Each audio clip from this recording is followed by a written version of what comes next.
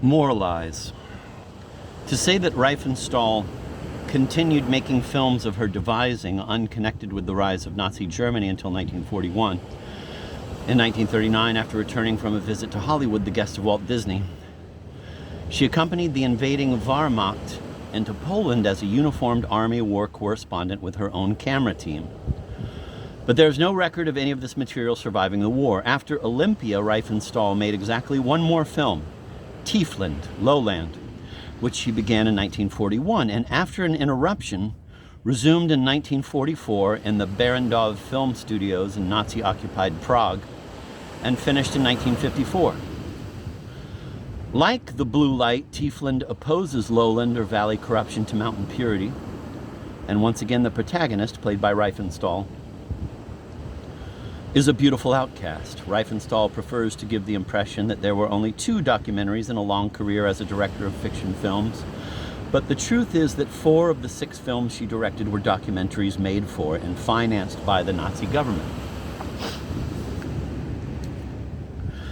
It is hardly accurate to describe Riefenstahl's professional relationship to and intimacy with Hitler and Goebbels as her acquaintance with the Nazi leadership.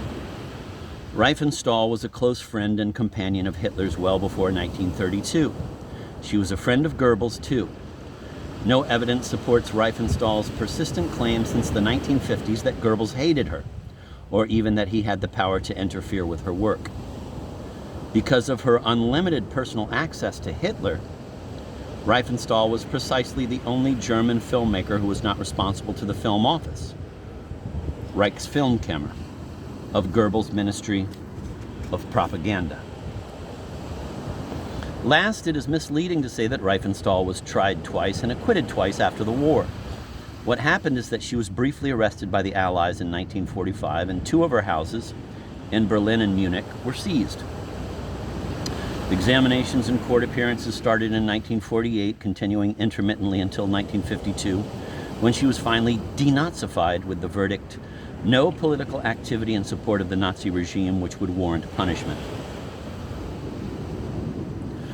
More important, whether or not Riefenstahl deserved a prison sentence, it was not her acquaintance with the Nazi leadership, but her activities as a leading propagandist for the Third Reich that were at issue.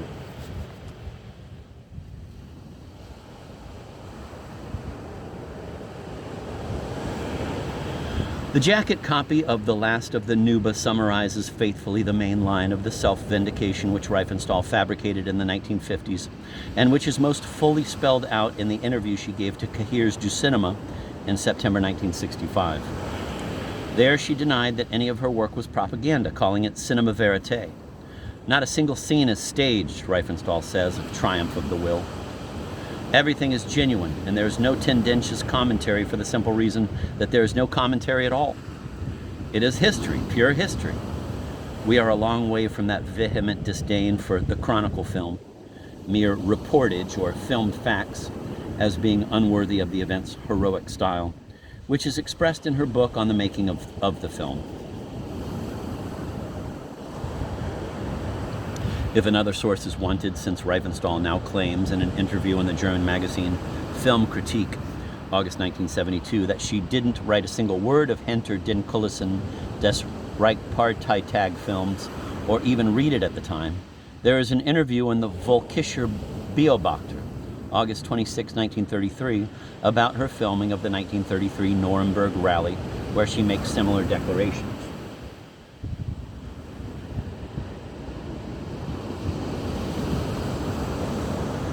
Riefenstahl and her apologists always talk about Triumph of the Will as if it were an independent documentary, often citing technical problems encountered while filming to prove she had enemies among the party leadership, Goebbels' hatred, as if such difficulties were not a normal part of filmmaking. One of the more dutiful reruns of the myth of Riefenstahl as mere documentarist and political innocent is the Film Guide to Triumph of the Will, published in the Indiana University Press Film Guide series, whose author, Richard Merrim Barsom, concludes his preface by expressing his, quote, gratitude to Leni Riefenstahl herself, who cooperated in many hours of interviews, opened her archive to my research, and took a genuine interest in this book.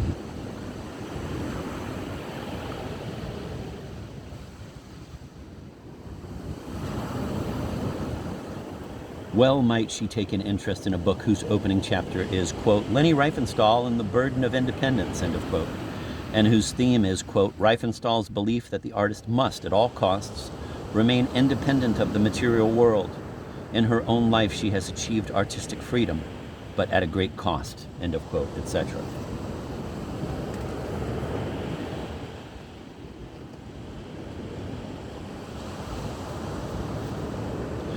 As an antidote, let me quote an unimpeachable source, at least he's not here to say he didn't write it, Adolf Hitler. In his brief preface to Hinter den Kulissen, Hitler describes Triumph of the Will as, quote, a totally unique and incomparable glorification of the power and beauty of our movement, end of quote, and it is.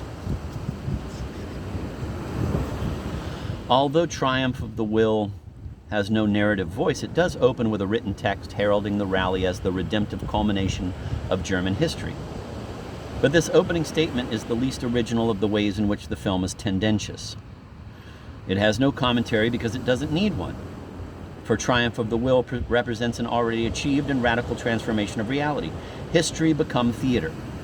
How the 1934 Party Convention was staged was partly determined by the decision to produce Triumph of the Will, the historic event serving as the set of a film which was then to assume the character of an authentic documentary. Indeed, when some of the footage of party leaders at the speaker's rostrum was spoiled, Hitler gave orders for the shots to be refilmed, and Stryker, Rosenberg, Hess, and Frank histrionically repledged their fealty to the Fuhrer weeks later without Hitler and without an audience on a studio set built by Speer.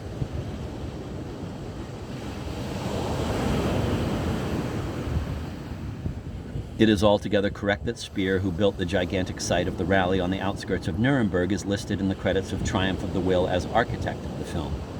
Anyone who defends Riefenstahl's films as documentaries is being ingenuous. In Triumph of the Will, the document, the image, not only is the record of reality, but is one reason for which the reality has been constructed and must eventually supersede it. The rehabilitation of proscribed figures in liberal societies does not happen with the sweeping, bureaucratic finality of the Soviet encyclopedia, each new edition of which brings forward some hitherto unmentionable figures and lowers an equal or greater number through the trapdoor of non-existence. Our rehabilitations are smoother, more insinuative. It is not that Riefenstahl's Nazi past has suddenly become acceptable. It is simply that, with the turn of the cultural wheel, it no longer matters. Instead of dispensing a freeze-dried version of history from above, a liberal society settles such questions by waiting for cycles of taste to distill out the controversy.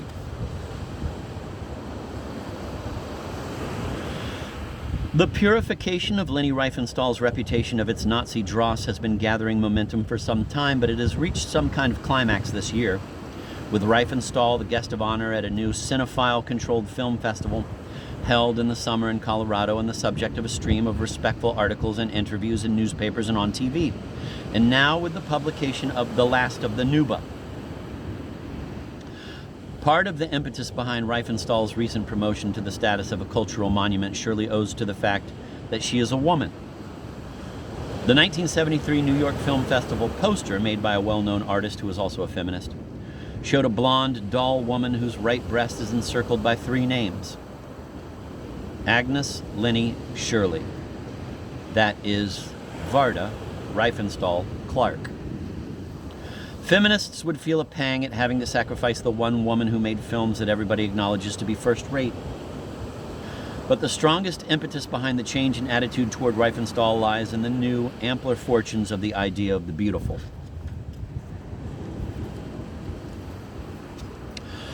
The line taken by Riefenstahl's defenders, who now include the most influential voices in the avant-garde film establishment, is that she was always concerned with beauty. This, of course, has been Riefenstahl's own contention for some years. Thus, the Cahiers du Cinema interviewer set Riefenstahl up by observing fatuously that what Triumph of the Will and Olympia have in common is that they both give form to a certain reality, itself based on a certain idea of form. Do you see anything peculiarly German about this concern for form? To this, Riefenstahl answered, I can simply say that I feel spontaneously attracted by everything that is beautiful. Yes, beauty, harmony, and perhaps this care for composition, this aspiration to form is in effect something very German. But I don't know these things myself exactly. It comes from the unconscious and not from my knowledge. What do you want me to add? Whatever is purely realistic, slice of life, which is average, quotidian, doesn't interest me. I am fascinated by what is beautiful, strong, healthy, what is living. I seek harmony. When harmony is produced, I am happy. I believe with this that I have answered you.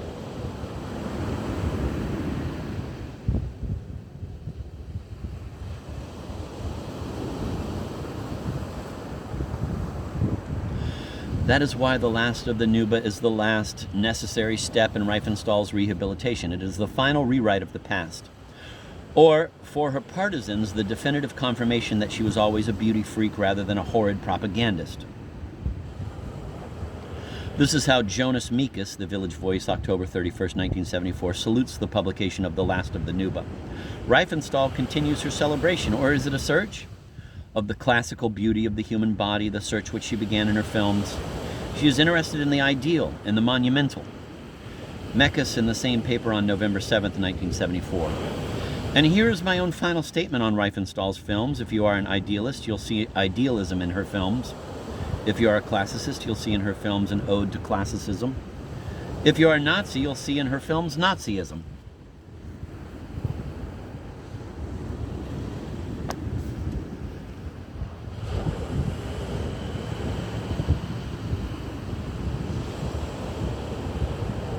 Inside the beautifully produced book, photographs of the perfect noble tribe, and on the jacket, photographs of my perfect German woman, as Hitler called Riefenstahl, vanquishing the slights of history, all smiles. Admittedly, if the book were not signed by Riefenstahl, one would not necessarily suspect that these photographs had been taken by the most interesting, talented, and effective artist of the Nazi era. Most people who leaf through The Last of the Nuba will probably see it as one more lament for vanishing primitives. The greatest example remains Levi Strauss and Tristes Tropiques on the Bororo Indians in Brazil, but if the photographs are examined carefully, in conjunction with the lengthy text written by Riefenstahl, it becomes clear that they are continuous with her Nazi work. Riefenstahl's particular slant is revealed by her choice of this tribe and not another. A people she describes as acutely artistic, everyone owns a liar, and beautiful. Nuba men, Riefenstahl notes, have an athletic build rare in any other African tribe, endowed as they are with a much stronger sense of spiritual and religious relations than of worldly and material matters. Their principal activity, she insists, is ceremonial. The Last of the Nuba is about a primitivist ideal, a portrait of a people subsisting in a pure harmony with their environment, untouched by civilization.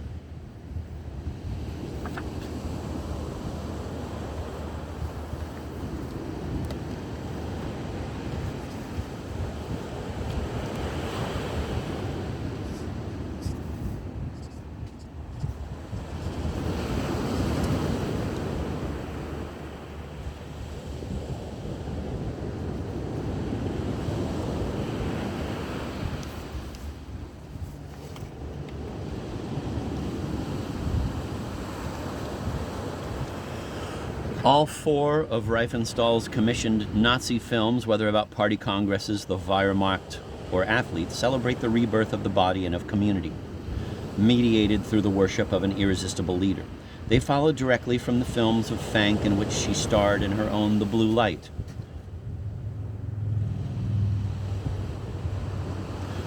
The Alpine fictions are tales of longing for high places, of the challenge and ordeal of the elemental, the primitive. They are about the vertigo before power, symbolized by the majesty and beauty of mountains.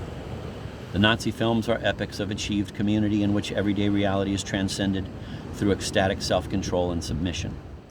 They are about the triumph of power, and The Last of the Nuba, an elegy for the soon-to-be extinguished beauty and mystic powers of primitives, whom Riefenstahl calls, quote, her adopted people, end of quote, is the third in her triptych of fascist visuals. In the first panel, the mountain films heavily dressed people strain upward to prove themselves in the purity of the cold. Vitality is identified with physical ordeal. For the middle panel, the films made for the Nazi government, Triumph of the Will uses overpopulated wide shots of masked figures, alternating with close-ups that isolate a single passion, a single perfect submission. In a temperate zone, clean-cut people in uniforms group and regroup as if they were seeking the perfect choreography to express their fealty. In Olympia, the richest visually of all her films, it uses both the verticals of the mountain films and the horizontal movements characteristic of Triumph of the Will. One straining, scantily clad figure after another seeks the ecstasy of victory, cheered on by ranks of compatriots in the stands, all under the still gaze of the benign super spectator, Hitler, whose presence in the stadium consecrates this effort. Olympia, which could as well have been called Triumph of the Will, emphasizes that there are no easy victories. In the third panel, the last of the Nuba, the almost naked primitives, awaiting the final ordeal of their proud heroic community, their imminent extinction, frolic and pose under the scorching sun.